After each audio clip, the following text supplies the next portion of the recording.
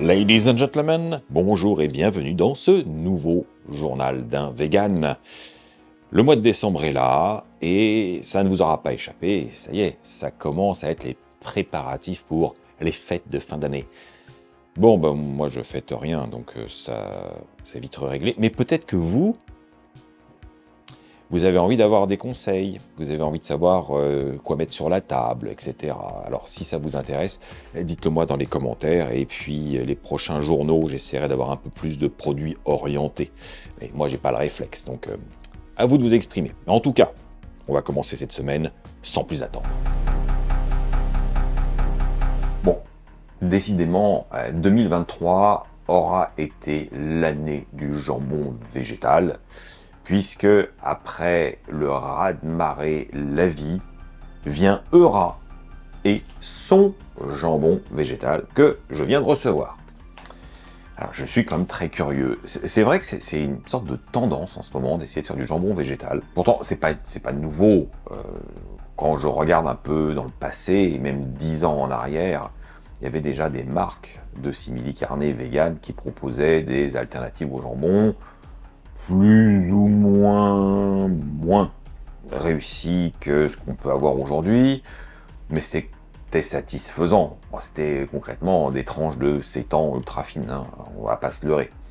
Mais ça faisait le boulot. Pour remplacer du jambon dans une recette, ça avait la forme, ça avait la fonction, ça avait la mâche, un apport en protéines. Bon, voilà. Mais là, on est quand même rentré dans un game beaucoup plus réaliste avec ce que La Vie a proposé. Donc je suis obligé de l'avoir en tête pour comparer aujourd'hui le jambon de chez Eura. Objectivement, Eura, ça fait partie de mes marques de simili-carné favorites en ce moment. Il y a de la qualité, il n'y a pas trop de trucs bizarres dans les compositions, même si c'est pas un truc qui me fait peur. J'aime bien avoir des compositions sobres. Et eux, ils remplissent plutôt bien le boulot, il y a du choix, ils ne s'arrêtent pas, il y a toujours des nouveautés. Alors oui, c'est compliqué de les trouver en magasin dans l'exhaustivité de ce qui existe. On trouve rarement plus de 2-3 références, et c'est bien dommage. Bref, je ne suis pas à convaincre sur le fait que Eura fait de la bonne qualité en simili-carné. Et aujourd'hui, je suis très excité et curieux de goûter ce jambon. Allez, voyons ça, on ouvre. Et on regarde de quoi il en retourne. Ouverture facile. Bon. Ah, c'est légèrement collant, donc refermable. Ça, c'est une bonne chose. Ok. Donc, on a des tranches allongées avec une forme jambon. Voyons. Ah oui, d'accord, oui. Quand ils disent fine, je comprends mieux. J'essaie de l'attraper. Voilà. Voilà, c'est très très fin. Et ça se tient. C'est souple. Bon, ça commence à se casser, mais bon, parce que je fais n'importe quoi avec. Yeah, c'est marrant, la lumière passe à travers. Le nez a une odeur très clairement de charcuterie végétale. Ça c'est sûr. Comme je vous l'ai montré, c'est très souple, donc pour faire des chiffonnades, des trucs comme ça, bah, ça garde. Bon, ouais, ok, bon, mais j'arrête pas de le triturer, donc ça se déchire bien. Maintenant, je vais goûter. Bah oui.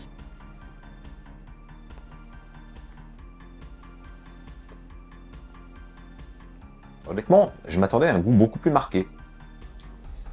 C'est bon, hein, c'est bien assaisonné. Il y a beaucoup de douceur, en fait. La mâche est agréable, on est vraiment sur quelque chose qui a la résistance sous la dent, mais par sa finesse, ça se disloque assez facilement. Mais on a une texture qui fait penser au jambon quand même. C'est pas mauvais du tout, hein, loin de là. Là, on est clairement dans le défaut de passer en second. La Vie, quand ils sont arrivés avec leur jambon végétal, ils ont établi un nouveau standard par rapport à nos attentes, nos goûts, et on est déjà conditionné.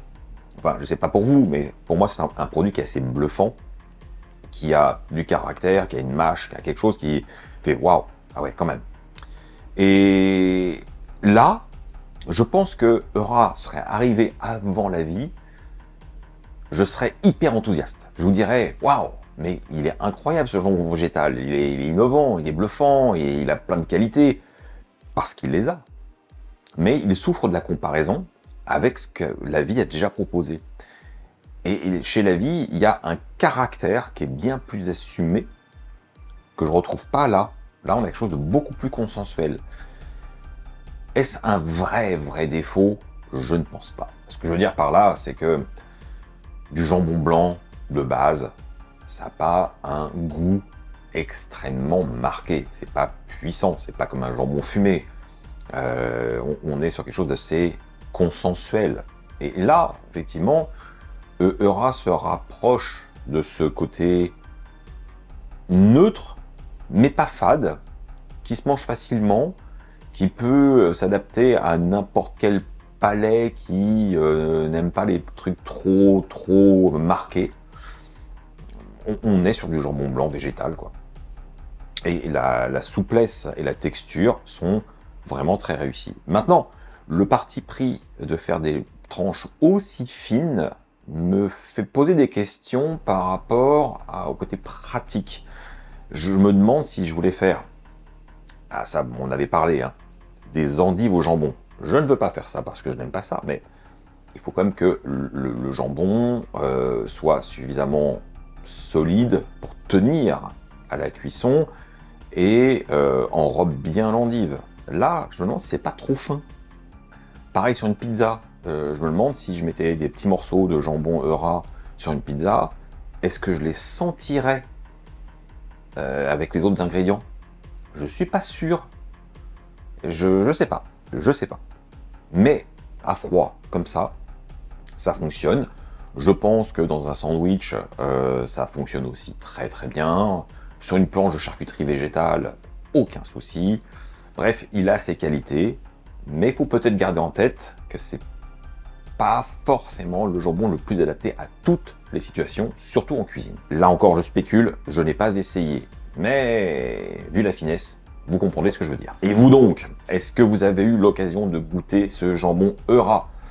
Est-ce que vous avez aussi goûté le jambon La Vie? Est-ce que vous les comparez? Qu'est-ce que vous préférez? Votre opinion m'intéresse et n'hésitez pas à argumenter. C'est ça qui nous enrichit tous.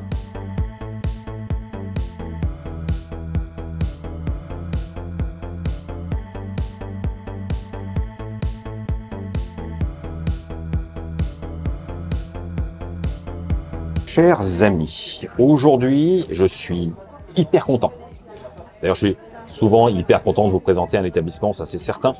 Mais là, c'est particulier parce que c'est un restaurant dans lequel j'ai envie de venir depuis extrêmement longtemps. On parle d'années.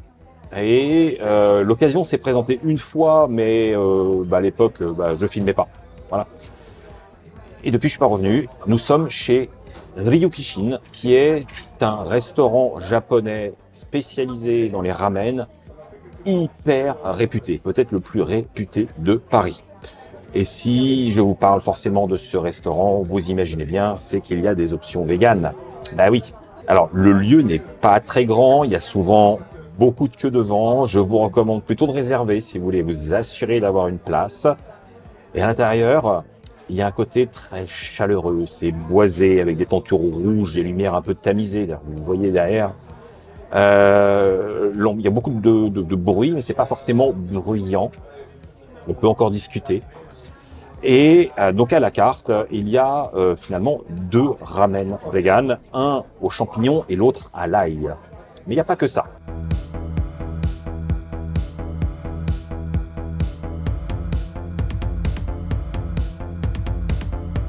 Bon, je vais commencer par rincer mes papilles avec un petit thé japonais, un genmaisha. Si vous ne connaissez pas, c'est celui avec le riz qui est soufflé, torréfié. J'aime beaucoup.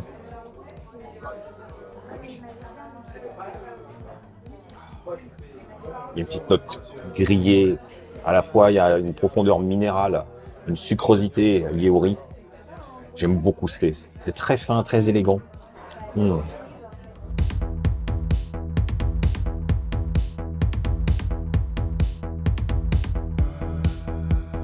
Allez, on va commencer par les traditionnels edamame qui sont frais. Mmh. Ils sont assaisonnés avec un petit sel au yuzu par-dessus. Mmh. Mmh, c'est bon ça. Moi, les edamame, c'est un truc que j'aime, que je connais depuis très longtemps. Mais c'est vrai que c'est de qualité assez inégale parce que tout va dépendre de comment on va l'assaisonner. Bon, et de la fraîcheur aussi des edamame en soi. Mais là, il n'y a pas énormément de sel. Il n'y a pas énormément de yuzu, mais il y a juste ce qu'il faut pour donner cette note. C'est super bon. Alors, comme je vous le disais, il n'y a pas que le ramen. Il y a aussi des gyoza aux légumes grillés. Et ils sont absolument magnifiques. Franchement, ça, je pense que ça va être un régal. Surtout quand c'est du fait maison, ça change tout. Nous, on aime bien les gyoza en surgelé. Mais j'en attends plus là quand même. Voyons ça. C'est faux.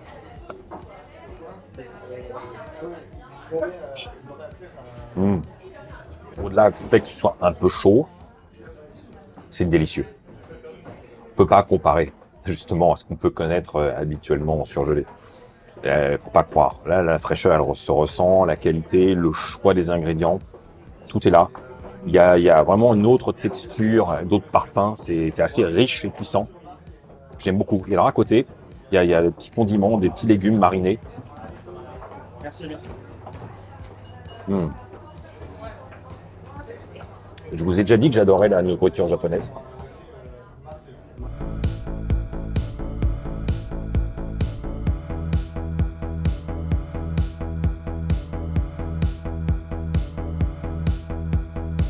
Alors, nos ramen viennent d'arriver. Visuellement, je vous avouerai que je ne fais pas la différence entre celui aux champignons et celui à l'ail, mais on les a bien distingués. C'est la couleur du bol qui va nous aider. Je vais commencer par le bouillon version champignon.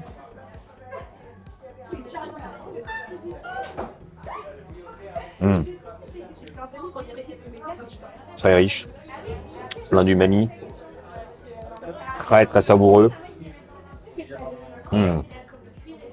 Ah, voyons maintenant la version ail.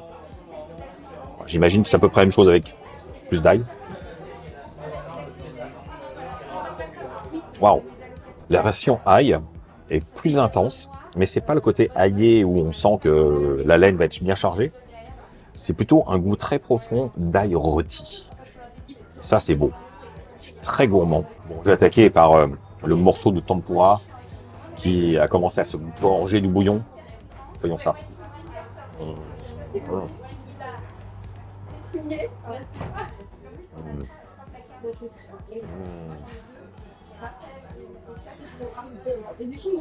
C'est tellement bon.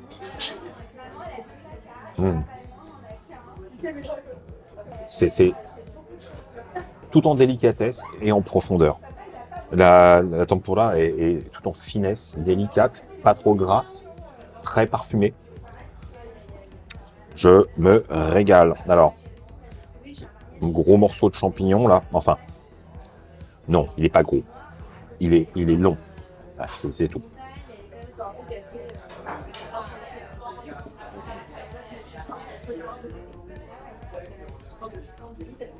La texture. Bon, un ramen, c'est tous ces ingrédients. C'est le bouillon, mais c'est aussi et presque surtout les pâtes. Et alors là, les amis, c'est parti.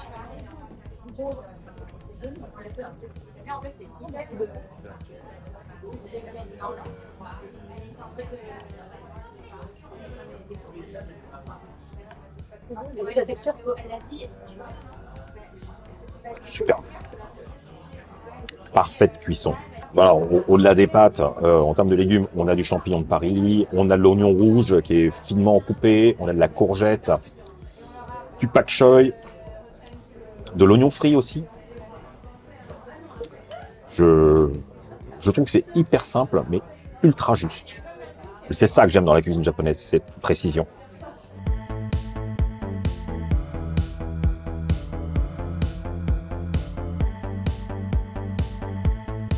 Je suis obligé d'en rajouter encore et encore sur le bouillon, parce qu'il est dense, il est luisant, il est soyeux en bouche. Il a vraiment beaucoup de volume, beaucoup de douceur et la texture sur la langue est presque crémeuse. On sent que c'est un bouillon qui est très réduit. Je pense que c'est long à faire. Je m'avance peut-être, mais vu ce que j'ai en bouche, je prends pas beaucoup de risques en affirmant ça. Qu'est-ce qu'on a pensé? C'était très bon. Ouais. Oui. J'ai rien d'autre à dire. Ah ok, merci. Allez, salut. Non, c'était vraiment top. Beaucoup d'umami, mais ça, on aime l'umami. Ouais. Soyeux, comme tu as dit, c'est exactement ça. Ah oui. C'est exactement ouais, le d'accord. mot. Tu sais, du bout, tu fais ah, c'est.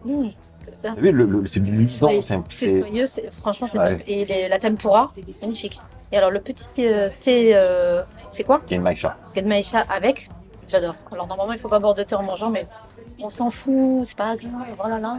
Moi, j'adore. Voilà, c'est tout. Allez, salut.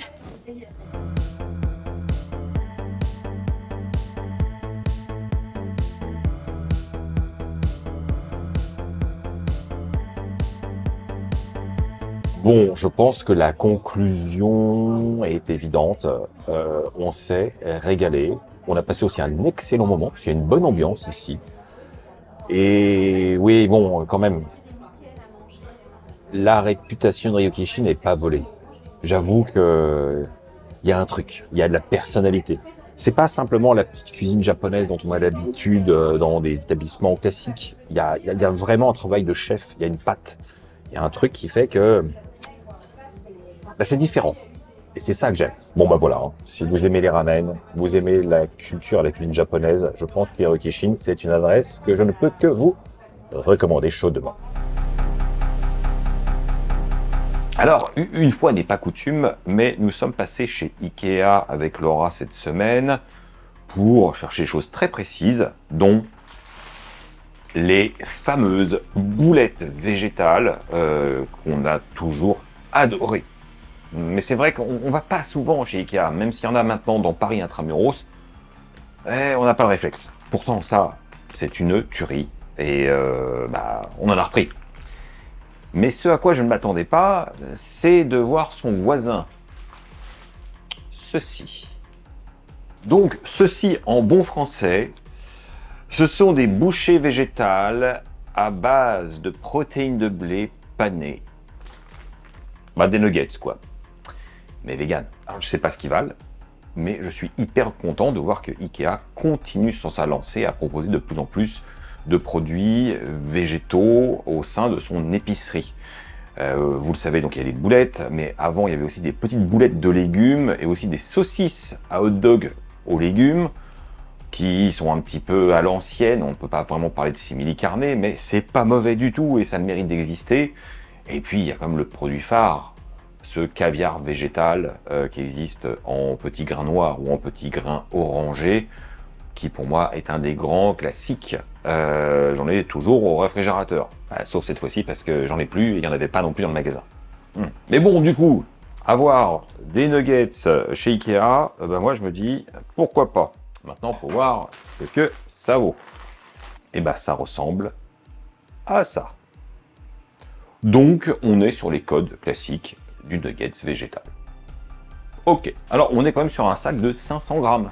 Ce qui n'est pas négligeable parce que ça fait environ 26 pièces, ce qui est très très très généreux. Bon, à savoir que 100 grammes, c'est environ 5 nuggets. On va faire 5 nuggets chacun, ça me paraît équilibré.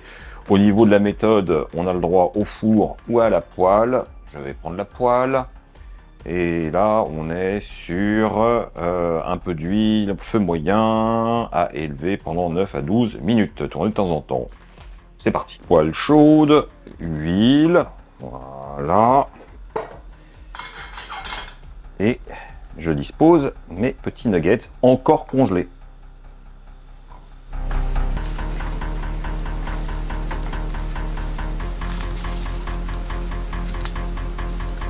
Bon voilà, déjà c'est une bonne tête, c'est bien croustillant, mais comme vous pouvez le voir, ça cuit beaucoup plus vite que ce qui était indiqué sur le paquet. Ouais, j'avoue je comprends pas bien, hein. J'ai respecté le temps au niveau du chronomètre, j'ai divisé en deux pour pouvoir les retourner, et en fait, à la moitié du temps, c'était déjà bien brun. Alors, ils sont pas brûlés, cramés, hein, mais on est à la limite J'aurais eu 30 secondes d'inattention et c'était carbonisé, je pense. Pourtant, peu d'huile, feu doux, j'ai même pas fait moyen fort comme ils indiquent, j'ai mis le plus doux possible sur mon gaz. Je ne comprends pas. Et donc au total, 8 minutes, et non pas les 12 prévues. Hein. Goûtons maintenant. Ça sent la panure.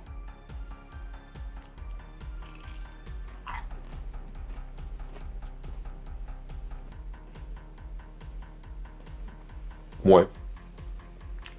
J'aime bien, hein. Mais c'est pas les nuggets végétaux du siècle. Autant les boulettes, elles sont impressionnantes, je trouve. Que là, c'est assez basique. La panure est bien croustillante, c'est bien assaisonné, c'est même peut-être un poil salé. Juste, ça donne de la profondeur. Mais finalement, c'est tout ce qu'on ressent. Il n'y a pas beaucoup de parfum, on sent pas qu'il y a eu un mélange d'épices dans la panure, pas du tout. Le simili à l'intérieur a une texture assez commune. Hein. On sent pas de fibre particulière, ni un bloc entier, mais voilà, ça se délite sous la dent sans problème. Voilà. On est sur quelque chose d'assez moyen. C'est pas mauvais, c'est pas désagréable. Je vais pas prendre un pied fou à les manger, mais je vais pas avoir du déplaisir non plus. Allez, on va dire que ça fait le boulot si on n'est pas hyper exigeant. Avec un petit peu de sauce à côté, ça passera très très bien. Et je me dis surtout, pour moins de 7 €, 500 grammes de nuggets dans des grands magasins comme Ikea, c'est toujours bon à prendre, surtout pour les gens qui n'ont pas grand-chose autour d'eux, si ce n'est des centres commerciaux avec un Ikea. Ça fait des alternatives en plus. Donc, réjouissons-nous. Alors, aujourd'hui, les amis, j'ai envie de revenir sur quelques commentaires qui ont été faits la semaine dernière suite à l'interview de mon invité Bruno Maltor, qui est végétarien et qui disait qu'il était à tendance végane. Certains ont pas mal réagi sur l'idée de dire mais c'est quoi tendance végane? Soit on est végane, soit on l'est pas, à la limite il est tendance végétalien, ce serait le mot le plus juste. Et vous avez raison. On m'a aussi plusieurs fois fait la remarque que j'utilisais le mot vegan pour désigner des produits qui, somme toute, sont végétaliens. Et vous avez raison.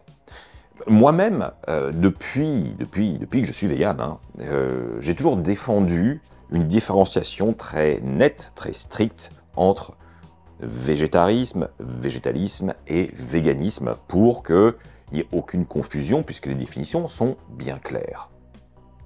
Malgré tout, avec le temps, je me suis détendu. Et oui, il faut bien se rendre à l'évidence, la langue française est une langue vivante. Elle s'adapte, elle évolue, et le sens profond de certains mots, avec le temps, peuvent changer, évoluer, glisser, s'atténuer par moments. Et malheureusement, le mot vegan aujourd'hui revêt une connotation clairement alimentaire, avant tout, dans l'oreille de tout à chacun. Et finalement, il n'y a que les puristes de la première heure qui sont encore attachés à donner du sens plus philosophique, plus profond, plus complet au mouvement vegan. Et je pense qu'on a raison. Mais on va à contre-courant de ce qui arrive à l'heure actuelle, à savoir, pour la majorité des gens, vegan, c'est végétalien. Vegan, c'est une alimentation sans produits d'origine animale. Et on oublie assez rapidement toute la dimension éthique dans tous les aspects de notre vie. Alors oui, on peut le regretter, parce que nous avons cette distinction que finalement les Anglais n'ont pas. On va remettre les choses un peu à leur place. Je vous rappelle que le mot vegan a été proposé, conçu par un Anglais du nom de Donald Watson en 1944, et c'est une contraction du mot vegetarian, où il a retiré le milieu, symboliquement pour retirer les produits laitiers. Et ce mot, à la base, définit un végétalisme un peu à l'anglaise, à savoir que la notion de éviter de nuire, d'exploiter ou de tuer les animaux n'entrait pas forcément en ligne de compte. Je pense que c'était sous-jacent, mais ce n'était pas dans la définition première. Après, c'est arrivé, bien plus tard. Mais à la base, c'était vraiment alimentaire. Et finalement, dans la langue anglaise, le mot vegan reste une définition du végétalisme pour tout le monde. Et c'est comme ça que le label vegan s'est diffusé, que la Vegan Society a commencé à croître, à prendre de l'importance, et a pu diffuser d'autres idées auxquelles on se rattache. Mais, basiquement, vegan, c'est végétalien. Et ça, on ne peut pas vraiment dire le contraire. En France, en revanche, on avait déjà le mot végétarien, on avait déjà le mot végétalien, avec sa distinction alimentaire, et l'idée du mot vegan est arrivée chez nous sous son angle purement éthique, philosophique, voire politique. C'est une manière de vivre complète, et ça dépasse l'alimentation. Je suis vegan, parce que, effectivement, j'adhère à ces idées-là. Mais je suis végétalien, puisqu'un vegan est végétalien, alors qu'un végétalien n'est pas vegan. Vous me suivez toujours, je suppose. Bon, c'est là que ça devient compliqué, puisque finalement, un abus de langage s'est installé autour de nous depuis une petite dizaine d'années, on va dire. Hein, avant, il n'y avait aucune confusion. Enfin, pour les gens qui étaient déjà impliqués, parce que d'un œil extérieur, les gens ne faisaient aucune différence entre végétarien, végétalien, vegan, sans gluten, etc. Ça n'avait, voilà, c'était ces gens un peu alternatifs. Hein, on les mettait tous dans le même panier.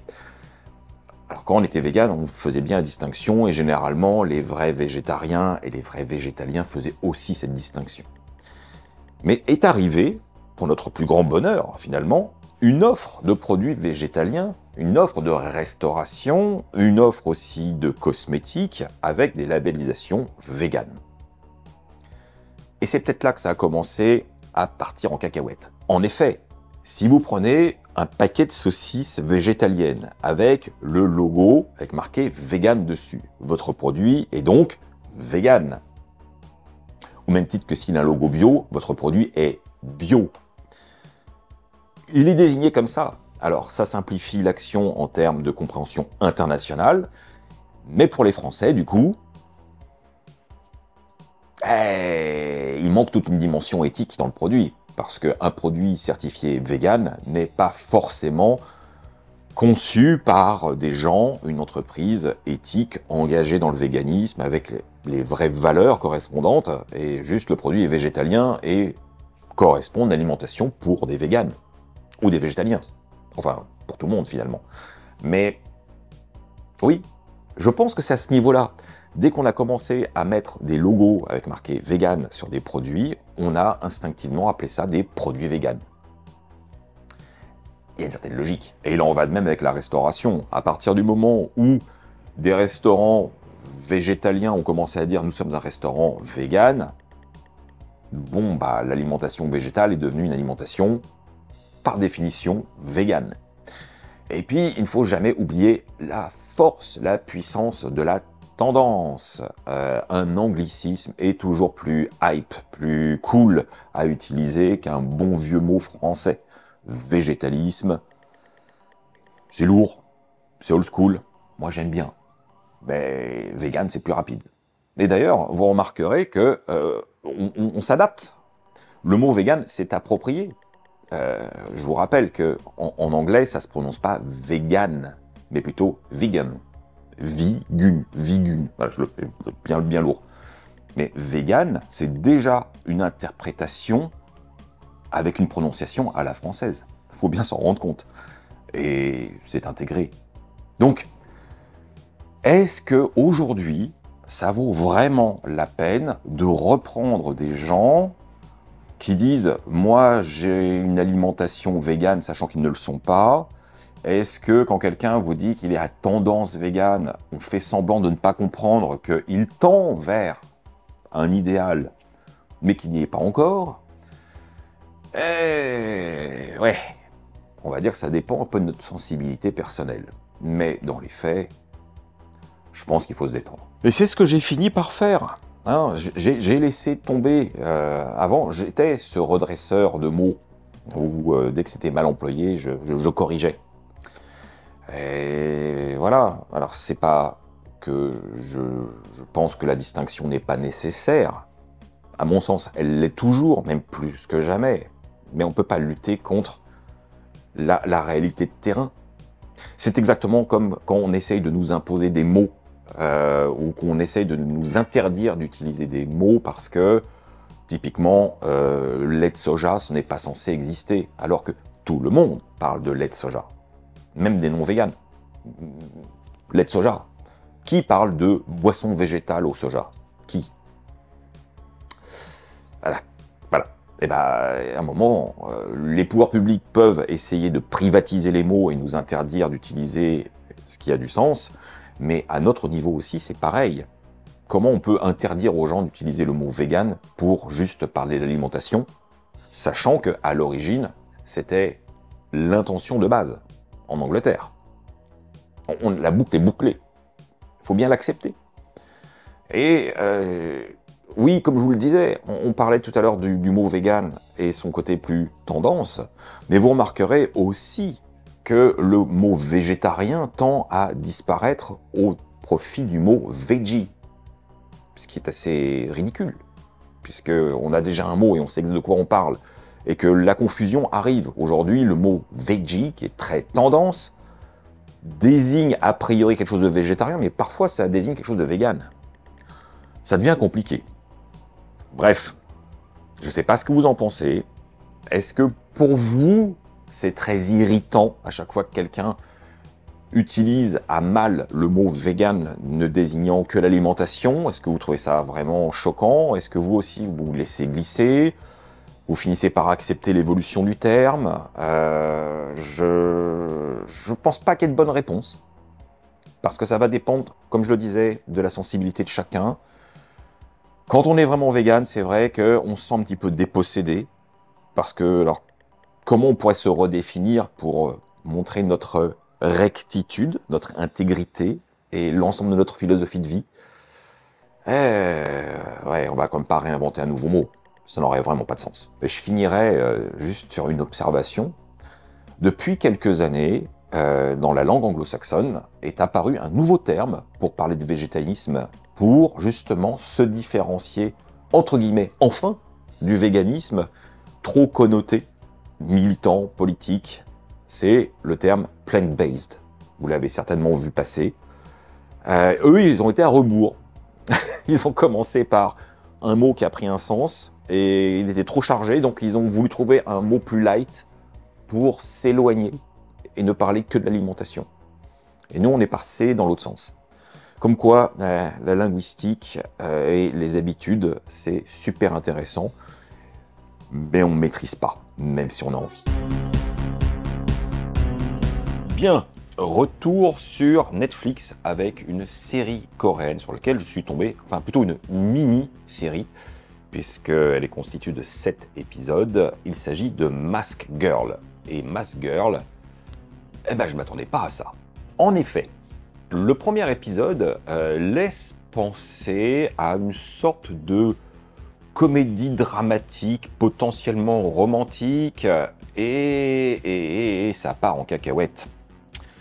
Mais vraiment, hein, les épisodes s'articulent autour d'un personnage, sur son point de vue, son histoire, qui va se recoupler avec l'histoire des autres, puisque forcément, ce sont des protagonistes qui se rencontrent et qui interagissent, on peut le dire, entre eux.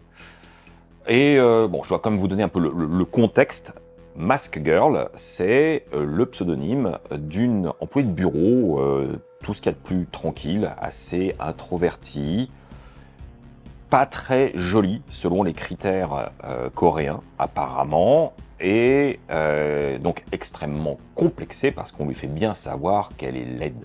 Et donc, la nuit, elle a une double vie, à savoir qu'elle fait du streaming sur Internet, sous le pseudonyme donc de Mask Girl, où elle porte un masque et une perruque et des lentilles pour pas qu'on la reconnaisse, où elle danse, elle chante, et elle a une communauté de fans très très active. Donc, elle a ce personnage qui lui permet de peut-être garder une sorte d'équilibre mental. Sauf que tout ne va pas se passer comme prévu. Et oui, donc je vais m'arrêter là, parce que sinon c'est pas drôle. Et il va falloir que vous découvriez la série. C'est assez violent, de manière générale. C'est des thématiques relativement dures, des critiques de société. Il y a toute une partie justement sur ce problème lié à l'apparence, à l'attente des autres et le rôle social de chaque personne. Bref, il y a une certaine forme de critique de la société coréenne, particulièrement, et j'ai trouvé ça absolument délicieux. Bon, après, c'est pas une série qui est si drôle que ça. Au contraire, c'est relativement dur, mais j'ai beaucoup aimé. J'ai beaucoup aimé. Surtout que j'ai retrouvé dans cette série des acteurs et des actrices d'autres séries coréennes que j'ai déjà vues, dont je ne connais pas le nom forcément, mais que j'appréciais. Donc j'ai passé un excellent moment. Voilà. À vous de voir si ça vous intéresse. Alors, pour la recette de la semaine, j'ai eu une idée saugrenue. Vous savez peut-être, mais il y a un plat traditionnel allemand et berlinois que j'adore, aussi simple soit-il, c'est la currywurst. C'est vraiment un truc voilà, qui me fait triper, et pourtant, c'est tout bête à faire. Et je me suis dit, est-ce que je peux retrouver certaines saveurs, certains plaisirs de ce plat de street food dans une soupe? Bah, pourquoi pas? J'ai me basé sur de la lentille corail, j'ai des saucisses, j'ai du ketchup, j'ai du curry, j'ai de la Worcester, j'ai des idées. On va faire une soupe de lentilles façon currywurst. Oui.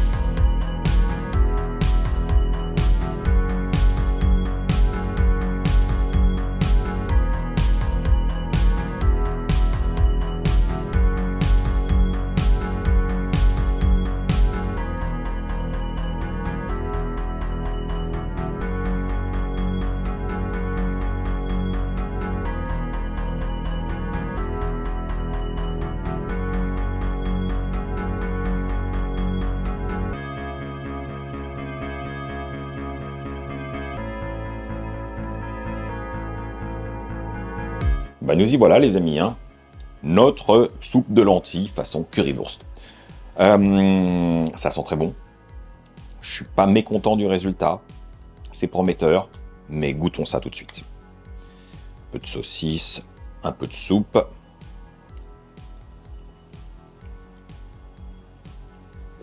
Oui. J'y suis. Ah oui. Ah là, ça fait plaisir. J'avais effectivement en idée de donner les saveurs du currywurst traditionnel dans une soupe. Et j'ai tout. Forcément, le ketchup donne la sucrosité, une petite pointe d'acidité. La tomate donne de la profondeur et de l'umami. La Worcester, c'est tellement typique qu'on retrouve tous les goûts bien dedans. Et bien sûr, le curry qui enrobe l'ensemble. Mais ça se conjugue, ça recrée cette saveur particulière. Alors la base de lentilles, je pense que c'était la bonne idée parce que c'est suffisamment agréable en bouche, épais, généreux, un peu comme une soupe un peu paysanne. Donc ça, avec la saucisse, ça fait un lien. Bon, on peut dire que c'est un plat qui est réconfortant et qui est protéiné et qui nous donne un petit peu de fer. Donc moi, je trouve ça bien. Surtout quand ça donne du plaisir. Parce que manger en s'ennuyant, c'est pas mon truc. Et là, les papilles, elles s'ennuient pas, donc moi non plus. Et ben voilà, c'est la fin de la semaine. Bon alors, avant de vous laisser tranquille, je voulais comme vous annoncer, un petit teasing, là, comme ça, vite fait, que j'ai conçu une recette en exclusivité pour un restaurant. Ce sera une édition limitée. Et ça se situe au centre historique de Paris. Et je ne vous en dirai pas plus pour l'instant, mais tenez-vous prêts à l'annonce, il y aura bientôt une nouvelle recette signature disponible à Paris pour les gourmands. Bon, sur ce, j'espère que vous portez bien. N'oubliez pas que vous pouvez me soutenir de diverses manières, complémentaires, donc n'hésitez surtout pas. Merci à ceux qui le font déjà. Et on se retrouve la semaine prochaine pour de nouvelles aventures. Tchuss!